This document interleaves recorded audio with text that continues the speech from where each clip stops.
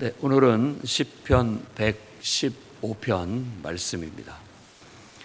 이 시는 가만히 보면 그냥 주님의 이름에만 영광을 돌리소서라고 그렇게 시작하고 있는데, 이게 앞뒤 문맥을 살펴보면 이 말이 하나님에 대한 좀 약간 탄식이 섞여 있다는 걸 알 수가 있습니다. 왜냐하면 17절, 18절 말씀 보면 죽은 자는 찬양할 수 없습니다 라고 얘기하면서 우리는 이제부터 영원까지 여호와를 송축하겠다 라고 그렇게 얘기하는데, 그 말 속에 우리는 살아서 하나님을 찬송하겠습니다 라고 말하는 듯 합니다. 그러니까 지금 상황이 굉장히 좋지 않은 상황에 놓여져 있다는 걸 알 수 있어요. 그러면 이것을 우리가 이스라엘의 역사와 유추를 해봤을 때, 이스라엘이 그냥 어떻게 보면 하나님을 알지 못하는 세상 속에 살다가 하나님을 발견하고 하나님을 믿고 하나님만 섬기면 살아야 되겠다 하고 이렇게 분리돼서 나옵니다. 그렇게 해서 신앙의 여정이 시작됐다가 그런 한 사람에 의해서, 한 집안에 의해서 한 나라가 생겨요. 그래서 한 나라가 생기는 과정의 역사를 이렇게 겪는데, 이 나라는 하나님을 섬기기로 한 나라예요. 그래서 하나님의 제사장 나라고, 또 그 나라는 하나님 말씀이 다스리는 나라요, 또 하나님이 왕인 나라였죠. 그런데 사람이 익숙하지가 않아요.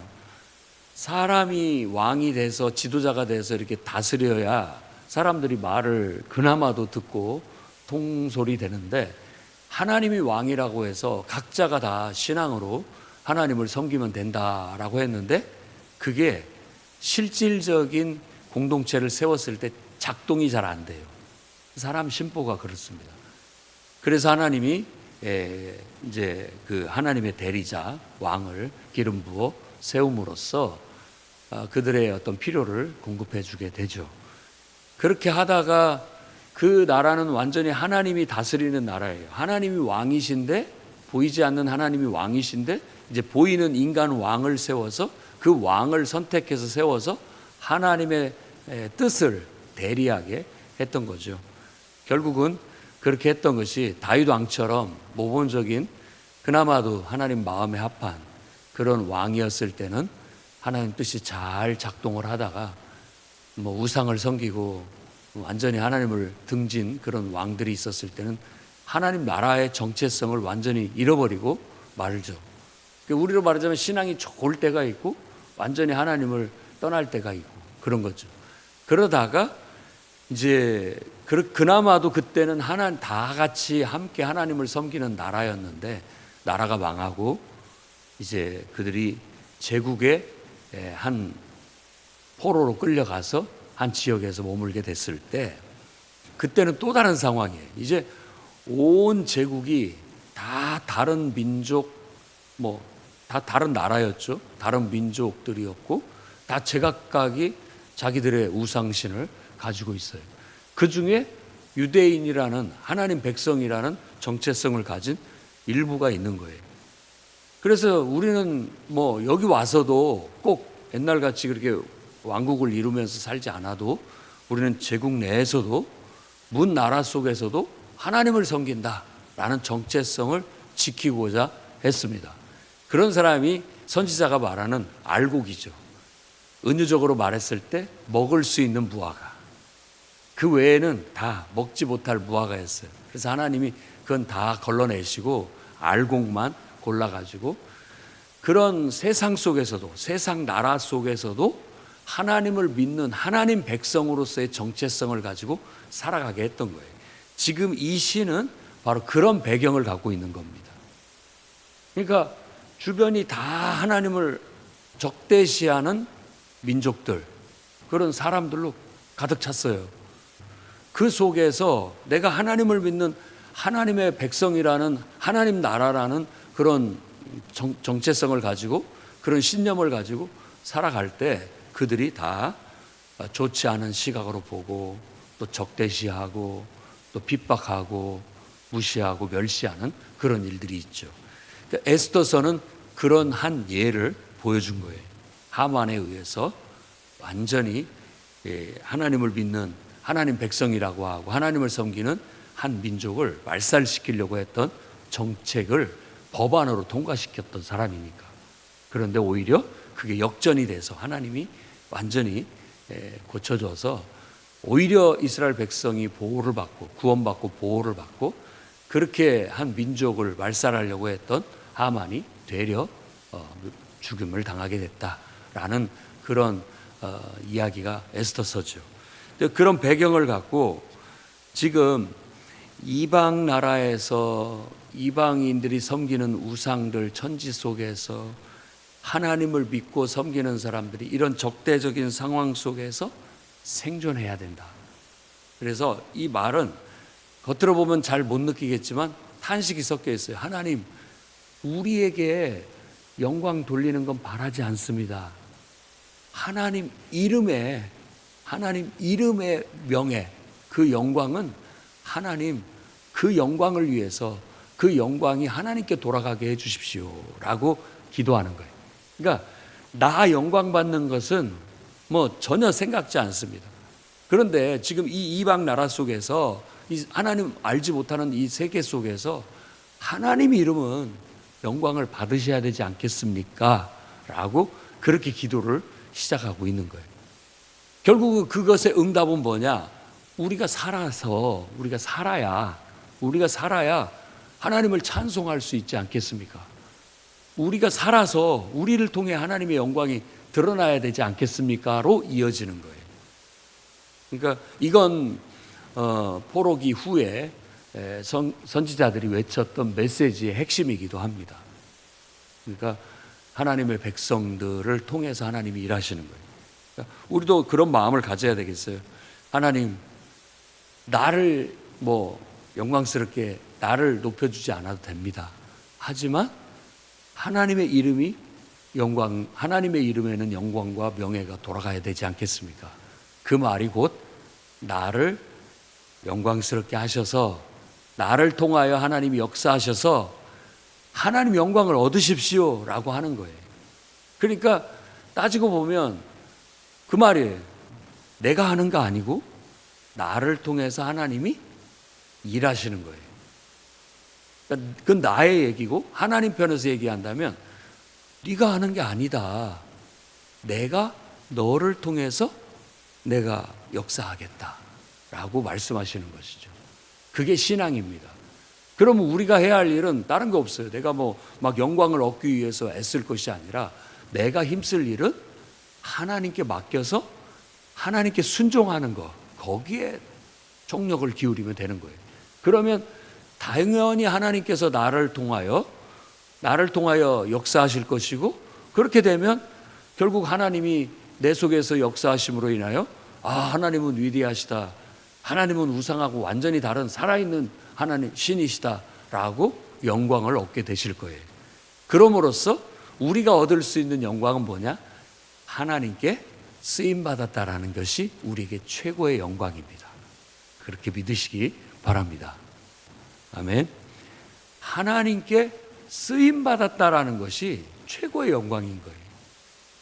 그래서 누가 훌륭하십니다, 정말 어떻게 이렇게 이런 훌륭한 일을 하실 수 있었습니까? 라고 했을 때 내가 이렇게 하나님이 나를 통해서 이런 일을 하게 해주셔서 감사할 따름입니다 라고 말하는 것이 어떻게 보면 가장 순수한 우리의 답변이죠. 그게 우리의 본분이에요. 저 하나님이 내게 하라고 하신 일을 했을 뿐입니다. 모든 영광은 하나님께.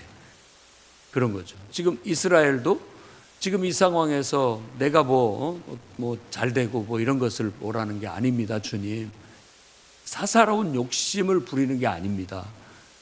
하나님 이름이 이 이방 땅에서 믿지 않는 세상 속에서 욕을 먹거나 먹칠이 돼서야 되겠습니까? 하나님 영광을 위해서 하나님 이름에만 영광이 돌아가게 해주십시오. 하나님 이름만 높임을 받게 해주십시오 라고 그렇게 얘기합니다. 그래서 2절 말씀 보면 문 나라가 어찌하여 문 나라가 너희의 하나님이 어디 있느냐 라고 말하게 두시겠습니까? 이렇게 하나님 앞에 말하는 거예요. 지금 그런 상황에 있다라고 말할 수 있겠죠. 온 세상 사람들이 이스라엘 뭐 이것들 아무것도 아니구나, 너희들이 믿는 신이 누구냐라고 했을 때도 제대로 말도 못하고, 너희들이 신이 너희들을 왜 돕지 않느냐라고 말해도 말하지 못한다면 얼마나 부끄럽겠느냐. 우리가 부끄러움을, 내가 개인적으로 욕을 먹고 부끄러움을 당하는 건 괜찮겠는데 하나님의 이름이 욕을 먹는 것은 하나님 좀 생각해 달라고 지금. 그러기 때문에 하나님 이름을 위하여, 하나님 자신을 위하여 역사해 달라고 기도하고 있는 것입니다. 자, 그들의 고백은 3절 말씀 보면 우리 하나님은 하늘에 계셔서 원하시는 모든 것을 행하셨나이다.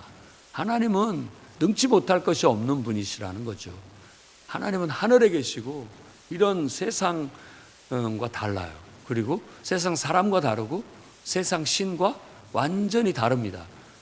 그 다르다는 말을 다른 말로 거룩하다라고 얘기하는 거예요. 하나님은 거룩하신 분이에요.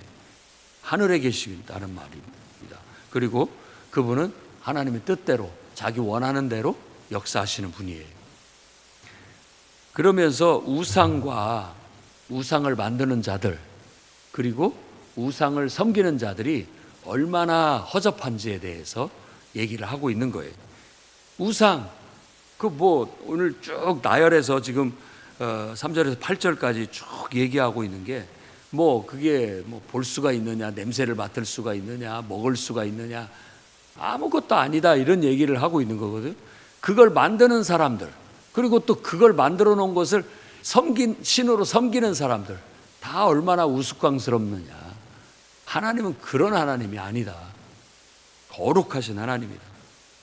그렇기 때문에 9절에서 11절 말씀에 우리가 해야 할 일, 곧 이스라엘 백성에게 권면하는, 포로로 끌려가서 제국 내에서 다 우상 섬기는 천지 속에서 우리만 하나님을 섬기는 그런 정체성을 가지고 살아가는데, 때로는 자존심도 상하고 때로는 우리가 약해 보이고 그런 어떤 상황 속에서 이 말씀은 힘을 내라, 그리고 자부심을 가져라. 우리가 믿는 하나님은 참 하나님이고 세상 천지의 신들은 다 우상이다. 우상과 우상을 만드는 자들 생각해봐라. 그리고 그것을 섬기는 사람들 얼마나 우스꽝스러운 일이냐. 이렇게 지금 말하면서 우리는 참신을, 하늘에 계신 참신을 섬기니 이스라엘아 여호와를 의지해라. 아론의 집이여 여호와를 의지해라. 그리고 여호와를 경외하는 너희는 여호와를 의지하라. 이렇게 3번을 얘기합니다. 그리고 그 포로기 때 선지자 중에 하나가 외쳤던 말이죠. 의인은 믿음으로 말미암아 살리라. 이런 상황 속에서는 오직 믿음밖에 없다라는 거예요. 하나님을 의지하여 하나님만 바라보고 하나님께 순종해야만 이 제국 내에서 우상 천지 속에서 우리가 생존할 수 있고 믿음으로 생존할 수 있고 이 믿음을 전파할 수 있다 이거예요. 우리가 믿음이 없고 약해지면 하나님이 우리 속에 역사해야만 우리가 강해지는데, 하나님을 의지하지 못하고 하나님의 능력이 우리 안에서 역사하지 못하는 그런 나약한 신앙을 갖게 된다면 우리도 생존하지 못하고, 결국 하나님을 믿는 신앙은 이 세상 속에서 우상 천지 속에서 가려져서 빛이 드러나지도 않게 될 것이다 라는 것이 선지자들의 외침이었죠. 그러니까 우리는 사명이 있습니다. 그래서 예수님께서 너희는 세상의 빛이다, 소금이다, 없어서는 안 될 존재들이다라고 말하고 있는 거예요. 내가 하나님을 철떡같이 믿고 하나님을 의지하고 아주 투철한 믿음과 신앙으로 하나님께 순종하며 나아가면 우리는 살아서 하나님을 찬양하게 될 거고, 그러면 온 세상 사람들이 우리를 보고 하나님을 발견하고 하나님께 돌아오게 될 거예요. 근데 우리가 세상 눈치나 보고 적당히 타협하려고 하고 그저 그들 앞에서 욕 안 얻어먹고 특별하게 무시 안 당하려고 하나님 믿는 신앙을 감추고 이렇게 살면 결국 우리는 죽게 될 것이고, 이 세상에 하나님을 섬기는 이 진리는 가리워지게 되고, 이 믿음도 감춰지게 돼서 약해질 수밖에 없게 될 거라는 것이죠. 그래서 이스라엘아, 여호와를 의지해라. 그는 너희의 도움이고 너희의 방패다. 이건 어떤 하나님 말씀을 전하는 제사장의 설교와 같은 거예요. 교훈.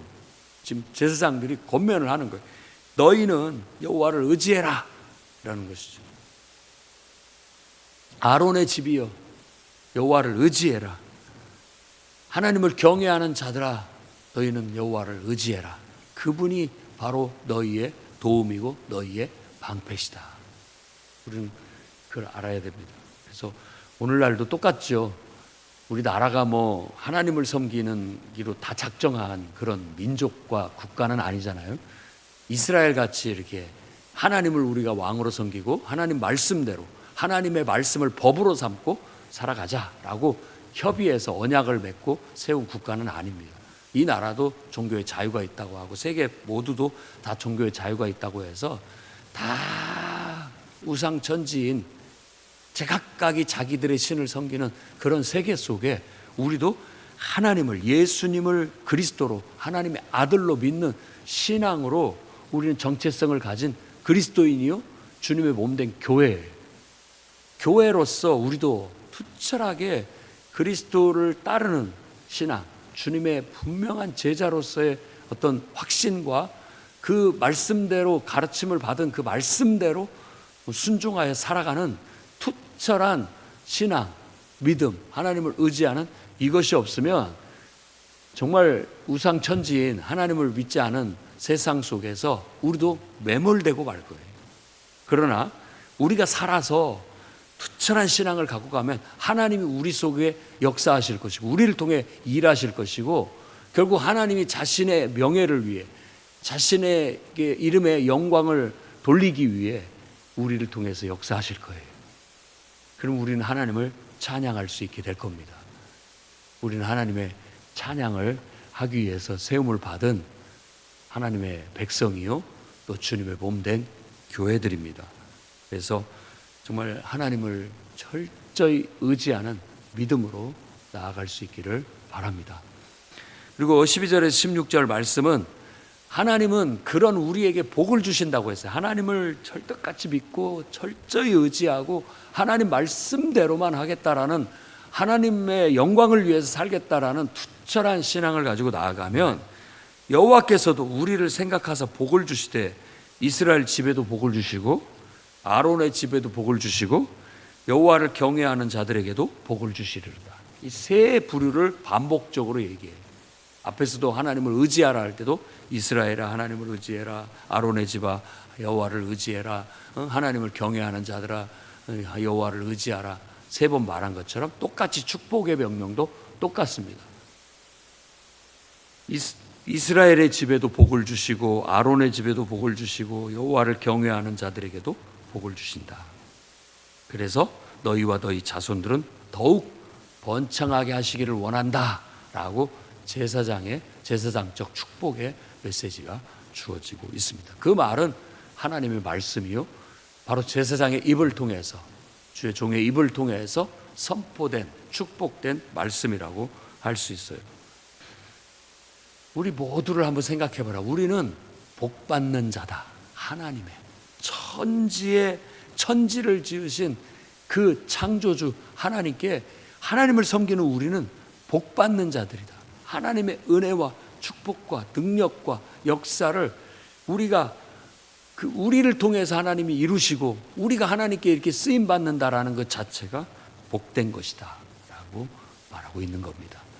그래서 믿음으로 오늘 또 우리가 살아서 죽지 말고 살아서 우리 믿음이 불처럼 바람처럼 막 뜨겁게 능력 있게 힘 있게 살아 있어서 우리가 정말 하나님의 능력을 나타내고 하나님의 영광을 드러내는데 쓰여지는 그런 일꾼으로서 힘 있게 살아가시기를 주의 이름으로 축원합니다. 기도하겠습니다. 거룩하신 주님, 주의 이름에만 영광을 돌아가게 해 주시옵소서. 주여, 온 세상 정말 하나님을 알지 못하고 우상천지인 세상 속에서 하나님을 믿는 이 신앙이 빛을 발하게 하시고 하나님이 살아계신 유일한 참 하나님인 것을 친히 증명해 주셔서 주님의 이름의 영광이 돌아가게 하시고 천하 만민이 다 이 도를 듣기 위해 예물을 싸들고 주님 앞에 나오는 역사가 있게 해 주옵소서. 온 세상이 이 진리 안에서 하나 되게 하시고 하나님 나라를 이루게 하시고 전쟁이 그치고 평화가 도래하게 해 주옵소서. 주여, 더 이상 애통하는 일이나 눈물 흘릴 일 없게 하시고 질병의 고통 속에서도 우리를 건져주셔서 온전히 영원한 왕이신 예수께서 통치하시는 그 하나님의 나라가 이 땅에 실현되어져 온 세상에 하나님의 영광이 드러나게 해 주시옵소서. 한 시대를 살아가는 저희들이 시대적 사명을 가지고 교회로서 주님의 몸된 교회로서의 사명을 온전히 감당하게 하시고 세상에 빛을, 진리의 빛을 비추고 세상에서 없어서는 안 될 그런 정말 소금과 같은 그런 생명의 존재가 될 수 있도록 축복